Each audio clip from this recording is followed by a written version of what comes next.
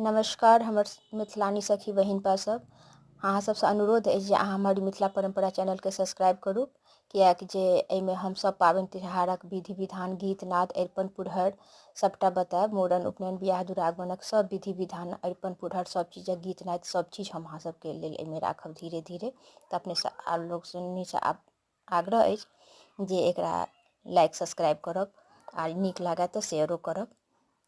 ई channel हम अहीं सभक लेल बनेलहुँ हेँ, एहि दुआरे जे सब गोटे विधि विधान, अरिपन पुरहर नहि बुझै छथिन आ सब विधक गीत नाद नहि बुझै छथिन, ताहि दुआरे जे हम ई गीत नाद पहिले दऽ रहल छी। फेर हम अरिपन पुरहर, विधि विधान सबटा, मूड़न, उपनयन, बियाह, दुरागमन, पंचमी, मधुश्रावणी, साँझ बरसाइत सब चीजके लेल हम एहिपर सबपर हम एहिपर काट करब। मिथिलामे जतेक पाबनि तिहार होइ छै, जे विधि विधान होइ छै, अरिपन पुरहर सब चीज हम पर करब। तऽ अहाँ सबसँ अनुरोध जे हमरा चैनलके सब्सक्राइब करू आ प्रतिदिन देखू। नीक लागत तऽ लाइक शेयर करू।